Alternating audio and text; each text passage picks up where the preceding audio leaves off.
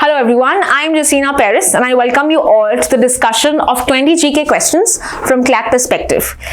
इस वीडियो में हम क्वेश्चंस डिस्कस करेंगे प्रीवियस वीडियो के, यानी कि जो न्यूज एनालिसिस का वीडियो है उसके आर्टिकल्स से हम क्वेश्चंस उठाएंगे and we also going to see some questions a little difficult from what we have done. Okay, तो एक थोड़ा डिफिकल्ट लेवल मैंने इंक्रीज किया है.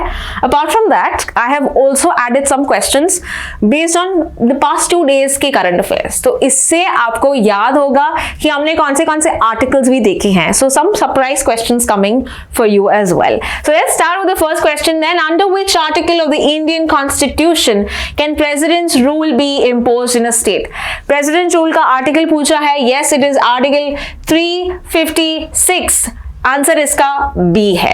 Let's see the next question. Once the President issues a proclamation, it must be sanctioned by both the houses. कितने महीने के अंदर दोनों लोकसभा राज्यसभा को ये पास करना है, इसको अप्रूव करना है 2 महीने के अंदर.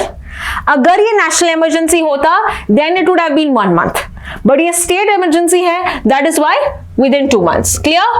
Next question. President's rule in a state can initially be imposed for a maximum period. तो मैक्सिमम कितना टाइम के लिए आप रख सकते हैं? 3 महीने. मतलब एक बार लोकसभा राज्यसभा ने अप्रूव किया तो ये जो इमरजेंसी है, state emergency, it lies for 6 months. Okay, it happens for 6 months. And if approved by the parliament, the president rule can be extended for a maximum period. यानी कि एक बार अप्रूव किया तो कितने साल तक ये चल सकता है? 6 महीने इंक्रीज करके. It is for a period of 3 years. लेकिन नेशनल इमरजेंसी का जो एक्सटेंट है, it is you can say for an unlimited period, but state emergency is for 3 years. Clear? Next question. India or US are common group members of which group? See, BRICS में India member है, SCO में India member है, NATO में India member नहीं है लेकिन USA member है. तो इन 2 मेंबर्स में USA नहीं है, यहाँ पे US है. Quad is the only one that has both US and India. Which are the other 2 countries? It is also consisting of Australia and Japan. Right? तो 4 countries है, Australia, Japan, India and USA. Let's see the next question.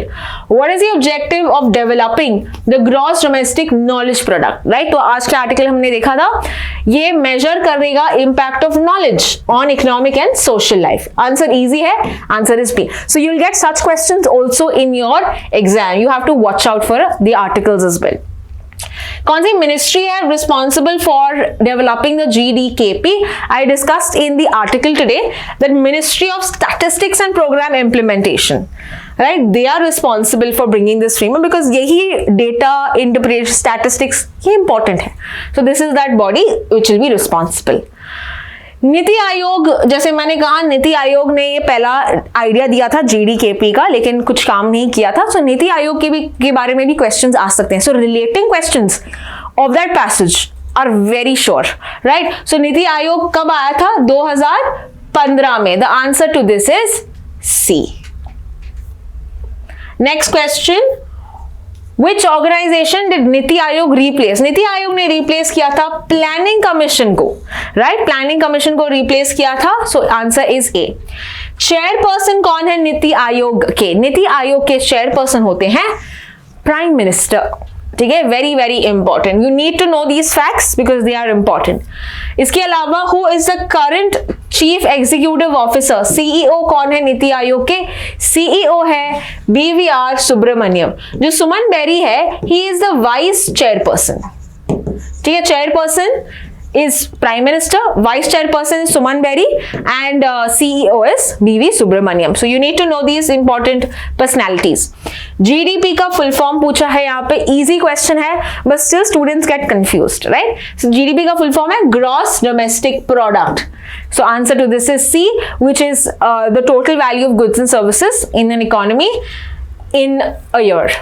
Which sector contributes the most to India's GDP? India की GDP की बात करें, it is the services that provides the most. अगर employment question होता, what would have been your answer? Employment है तो agriculture, ठीक है? But for this particular question, your answer is C. Okay, तो यहाँ पे C है आपका answer. Let's see the next question then. Which organization is responsible for estimating India's GDP? India का GDP की अगर हम बात करें, कौन कैलकुलेट करता है? It is a Central Statistical Office. और कौन से मिनिस्ट्री के अंदर आता है ये? It's a Ministry of Statistics and Program Implementation. तो CSO is an important body जो कैलकुलेट करता है India's GDP. Next is a very interesting question. Read the options very clearly. In context with US Agency of International Development, we have already seen this body, USAID. कौन सा statement correct है? It was established during the administration of President Franklin Roosevelt. Now we know ये 1961 में हुआ था, right? So this was during the time of John Kennedy, and I have also discussed this in today's article. तो ये तो option गलत है. So this also makes this option wrong because all statements cannot be correct, right? First statement is wrong. Next is primarily focus on military aid to foreign countries. क्या हमने military aid के बारे में बताया था? No. It is with regard to development, है ना? Health, education, development aid. तो ये तो भी गलत है. बचा कौन सा? C. So आपको एक बार ऐसे गैसेस भी करने होंगे because we have not discuss कि it is manage by resident office called mission, ये सब डिस्कस नहीं किया था, but we know about the other options, right? तो ऐसे आपको एलिमिनेशन मेथड करके आपके आंसर्स आपको आ सकते हैं. चलो let's proceed to the next question. Which two countries did not sign the international AI declaration? तो अभी का जो recent AI declaration है, कौन से दो कंट्रीज ने साइन नहीं किया? The answer is UK and US. So answer to this is B.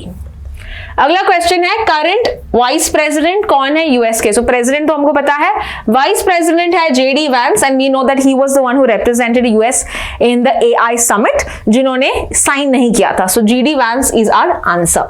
Next question, PM Modi and French president Emmanuel Macron will be inaugurating the second Indian consulate. We have discussed this in yesterday's class. Marseille, right? Remember Marseille. So answer है A. यहाँ पे दूसरा एक consulate apart from, पहला वाला कहाँ पे है? पेरिस में, उनके कैपिटल में है. दूसरा वाला यहाँ पे मार्से में होगा. We also discussed about the nuclear power plants recently. तो न्यूक्लियर पावर प्लांट्स की बात करें, Russia is the only foreign nuclear operator in India so far. अभी अब हम हमारे सिविल जो न्यूक्लियर लाइबिलिटी जो लॉज हैं इसको अपडेट करेंगे, अमेंड करेंगे, लेकिन अभी के लिए Russia is the only one and soon US and France can be a part of it too. तो ये जो रशिया का जो ऑपरेटर है ये कहाँ पे है? The answer is Kudankulam nuclear power plant. Where is Kudankulam nuclear power plant? It is in Tamil Nadu.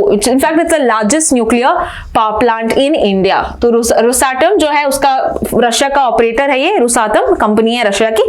It is operating in Kudankulam.